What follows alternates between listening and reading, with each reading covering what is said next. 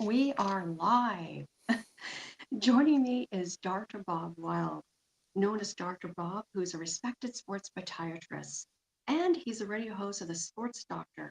And Dr. Bob is back on the show to talk about our years, I would say, of doing the Doctor's In segments and how we can become healthier by taking up exercise and eating healthy and intelligent rest, right, Dr. Bob?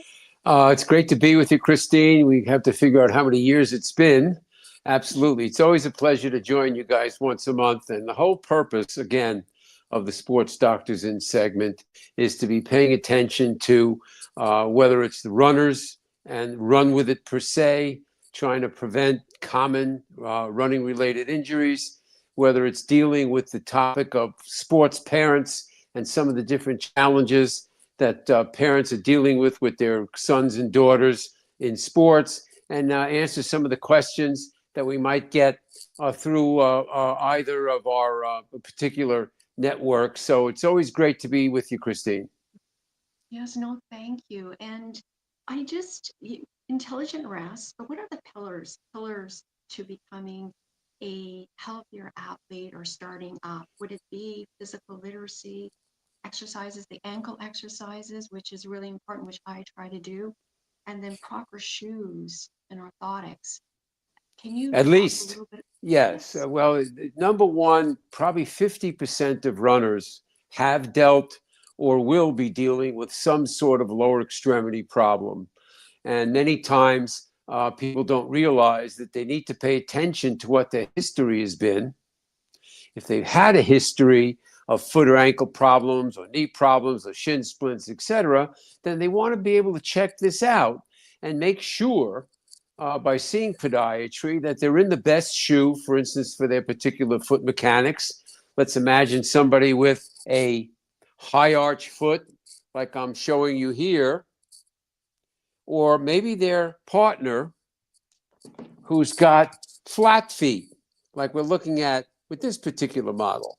So we want to be aware of what our history has been, because the two goals of the sports doctor many times are: number one, can we prevent problems?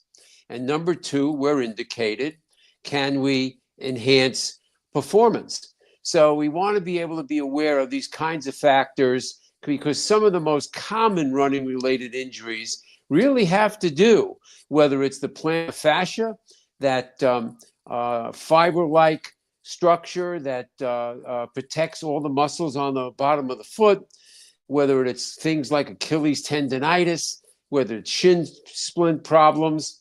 And this is what we want to get across: most persistent or recurrent lower extremity problems, Christine, are foot related. So this is why we really, really want to be paying attention. And like you mentioned briefly, strengthening of the feet and ankles is a major concern. 20 years ago, 25 years ago, when the running boom really started, probably even longer ago than that, runners didn't want to do any exercises or strengthening exercises. They wanted to do more running. And it was a tough sell to get runners to pay attention, whether it was to strengthening the core, really strengthening, again, lower extremities. And now it's become much more accepted that cross training, whether you want to go to the gym, whether you want to include bike riding, whether you want to include swimming, weightlifting, all these things become very, very important. And you mentioned something that's one of my favorite phrases, which is intelligent rest, which is the idea that you don't want to try to ignore or push through running related or any sports related injuries, because we can end up with something that puts you on the shelf for months, when maybe you would have only been on the shelf for a week or two if you would have not tried to push through a particular running related injury. And these are the things that we try to mix in with each of the segments when we're dealing with the Sports Doctors In segment on your Run With It show out of famous British Columbia. Yes. No, and Dr. Bob, like for lifelong running, it's advisable, recommended, as you said, like intelligent rest, eating healthy, physical literacy, and the exercises of saying the ankles. But some with cross training, it is, as a runner myself, I used to just run, run, run, and no cross training. But what has helped me, and for the viewers and listeners, this is be on a podcast too, is that is the, doing like, ice skating and doing other activities that you really enjoy, and that'll Well, you want to complement. mix in something, yes, you enjoy, but the idea of the cross training, I used to always figure, it was half facetiously, that triathlons were invented by injured runners. Because we would Yeah. say to them, let's do some swimming, let's do some bike riding, so that you can continue to be active, but you're not pounding your body. And then it ended up being an actual competitive activity. So again, there's lots of options. You can go to the gym and do weight training and strength training, but there's two exercises we want all runners to include. Number one, strengthen your feet and ankles. Again, you can use rubber bands, you could use different types of tilt boards, other kinds of balance, because the second exercise we want you to do is balance work. Imagine balancing on one foot. Imagine that you're standing on teeter-totter boards and you're doing different types, Bosu, the sand dune stepper, where you're working on balance. And then again, there are lots of choices. Because, the new medicine that we talk about all the time on the Sports Doctor, Christine, is number one, eat smarter. We're not going to say diets or anything specific. Eat smarter. We all know what that means. Pay attention to educating yourself for eating smarter. And number two is keep moving. Again, whether you go to the gym, whether you're a runner, whether you want to include yoga. And then number three is do things to reduce stress. Mind-body exercise has become a very, very popular big deal, where again, when you started running, cross-training was almost something, again, that was frowned upon. Oh, you're going to get too tight.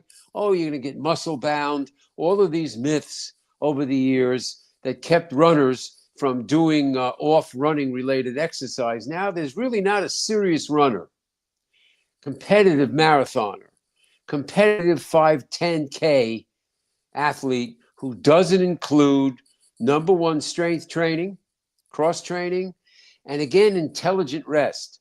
So if a runner has a running related problem, my ankles are hurting me, my knees have been bothering me, we tell them, be a walker for a few weeks, back off, as well as investigate things we just spoke about. Are you in the best shoe for your particular foot mechanics? If you're a serious runner or athlete, you want to include podiatry on your team. Somebody, again, can give you that feedback, whether it's proper shoes, whether it's what kind of strengthening for feet and ankles, all of these kinds of things that we want to pay attention to. We don't want to be, and when I used to see runners, they'd come in with their journals, 5 pairs of shoes, 100 questions. But I got to admit it, some of the most intelligent athletes I've seen over the years are runners, where they really pay attention to educating themselves.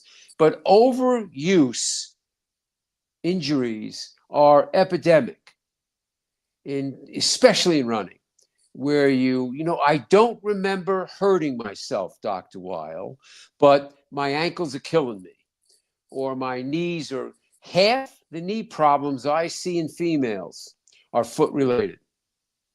And this surprises a lot of people. Women have wider hips.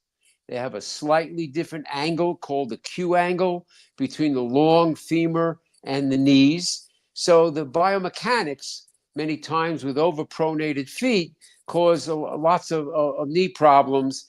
And one of the concerns is that in that runner, that woman, if her feet don't hurt, it's often missed, where everybody's looking at her knees, she's going to physical therapy, and orthotics are one of our biggest weapons, prescription devices that pay big attention to that individual athlete's mechanics. And again, foot ankle, complicated structure. And this is why we want to be paying attention to, if you've got a history of concerns, then, consulting with podiatry, with physical therapy, orthopedist, smart move. And Dr. Bob, for people who want to reach out to you, where can they go? My website, my new website, we're all excited about it, thesportsdoctorradio.com. They can find out all sorts of information. My radio show every week is live at 3 o'clock Central Standard Time for an hour. We usually have 2 guests each show. Christine, you were on the show a few weeks ago.